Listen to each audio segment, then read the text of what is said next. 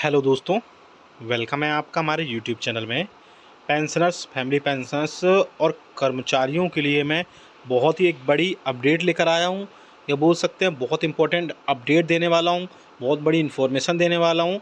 Basically आप सभी को पता है कि पेंशनर्स की बेसिक पेंशन उनको जो मिलती है, क्या वो पेंशन बिल्कुल सही मिलती है? क्या उसमें जो है एडिशनल जो बेनिफिट्स हैं पेंशनर्स के लिए वो उसमें ऐड होते हैं? क्या उनकी बेसिक पेंशन होनी चाहिए? क्या उनकी बेसिक फैमिली पेंशन होना चाहिए? और अगर वो अपनी पेंशन को कम्यूट करते हैं तो क्या उनकी कम्यूटेड बेसिक पेंशन होनी चाहिए? ये सारी चीज़ें मैं आपको बताने वाला हूँ। साथ ही साथ आपके जो कितनी ग्रेच्युटी मिलती है, रिवाइज्ड पेंशन किस हिसाब से होती है, चाहे आप 2016 के प्री के पेंशनर्स हों या 2016 के प्री जो 6 सीपीसी में रिटायरमेंट हुए हैं वो पेंशनर्स हों। तो बहुत सारे इसमें चीज़ें मैं अपडेट आप सभी को देने वाला हूँ मैं।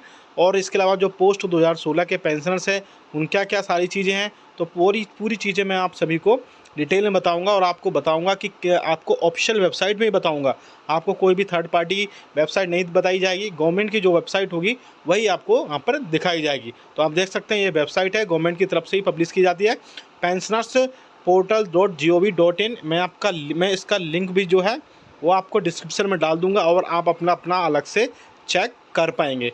आप कमेंट बॉक्स में यस लिखेंगे, साथ ही साथ जैसे ही यस लिखेंगे तो आपको एक लिंक मिल जाएगा और उस लिंक को क्लिक करेंगे तो आप अपना भी बेसिक पेंशन, कम्यूटेड पेंशन, आपकी डीए और जो भी अलाउंसेस आप सबको मिलते हैं वो सब उसमें फिल करने के बाद में, अपना डेटा फिल करने के बाद में वहाँ से मिल जाएंगे। तो जैसे ही आप pensioners.portal.gov.in अब कंप्यूटर में या अपने फ़ोन में सर्च करेंगे तो ये पेज ओपन हो जाएगा जो आपको आपके सामने दिखाई दे रहा है। इसके बाद में कई सारे आप देख सकते हैं, इसमें एक पेंशनर्स कैलकुलेटर है। मैं टाइम टू टाइम इसमें अपडेट देखता रहता हूँ और अपडेट होता रहता है। तो फिर से अपडेट हुआ है इसमें, तो अब अपडेट होने के बाद हम फिर से इसमें जाएंगे और देखेंगे कि क्या सारी चीज़ें इसमें अपडेट हुई हैं। तो हम देख सकते हैं इसमें हमने क्लिक करेंगे, क्लिक करने के बाद में ये ओपन हो जाएगा। आप देख सकते हैं प्री 2016 पेंशनर्स का 7 सीपीसी के हिसाब से इसमें क्या सारी चीज़ें हो सकती हैं। और अगर आप चैनल पर पहली बार आएँ तो चैनल को ज़रूर सब्सक्राइब करेगा ब्लैक कलर के बटन को प्रेस करके। और अगर सब्सक्राइब कर रखा है तो आपका बहुत बहुत शुक्रिया।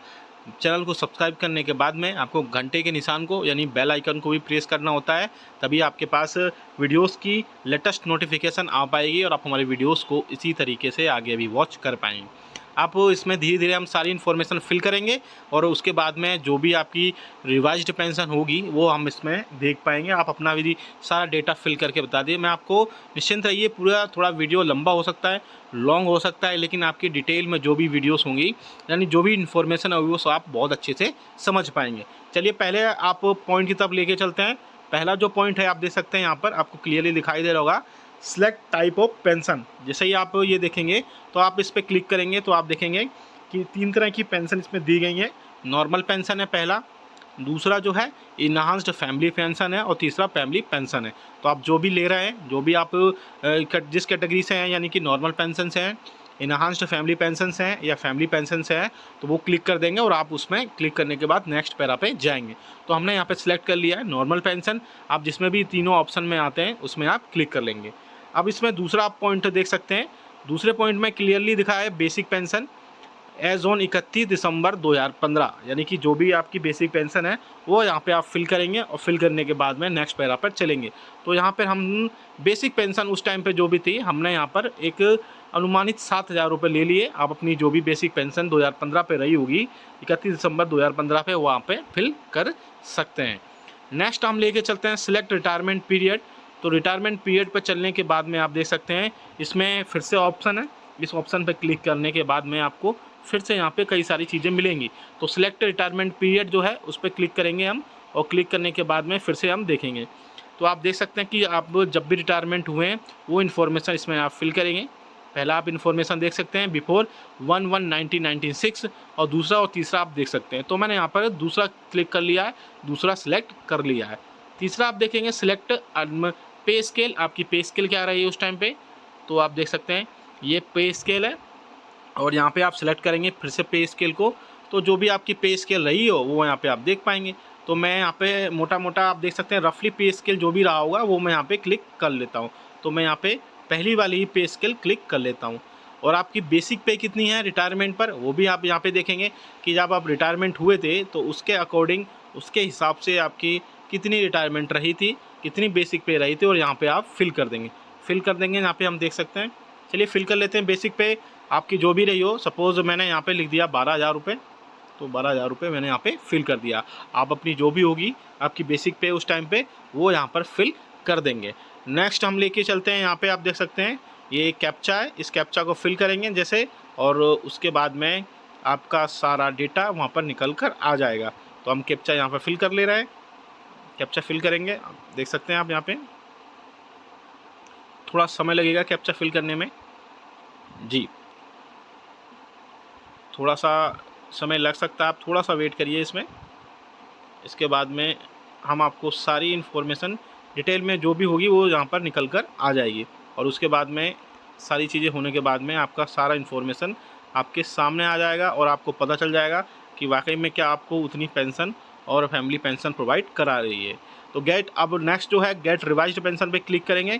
जैसे रिवाइज्ड पेंशन पे क्लिक करेंगे उसके बाद में आपका सारी चीज़ें यहाँ पर निकल कर आ जाएंगी। थोड़ा सा समय लगेगा, फिर से मैं बोल रहा हूँ यहाँ पे, और हम कैप्चा फिर से रिफ़्रेश कर लेते हैं। कैप्चा रिफ़्रेश कर लेंगे तो उसके बाद में सारी चीज़ें निकल कर आ जाएंगी। हम कैप्चा यहाँ पर रिफ़्रेश कर रहे हैं। अब जैसे कैप्चा फिल करेंगे और गेट रिवाइज पेंशन पे क्लिक करेंगे तो फिर से सारी चीज़ें आ जाएंगी। हम फिर से देख लेते हैं कैप्चा क्या है यहाँ पे। बेसिकली कैप्चा थोड़ा सा गलत हो रहा है, और जी हाँ, कैप्चा फिल करने के बाद में आप फिर से इसमें सारी चीज़ें कर पाएंगे।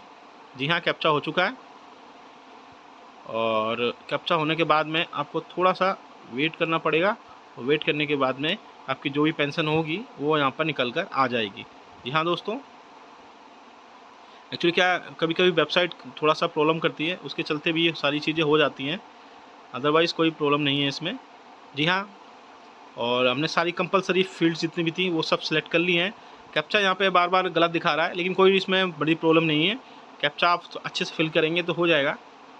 मैं फिर से फिल कर लेता हूँ कैप्चा को। जी हाँ दोस्तों, और चलिए कैप्चा पूरा हो जाएगा तो मैं आपको बता दूंगा कितना कितना किस हिसाब से सारी चीज़ें हैं। चलिए फटाक से कैप्चा फिल कर लेते हैं।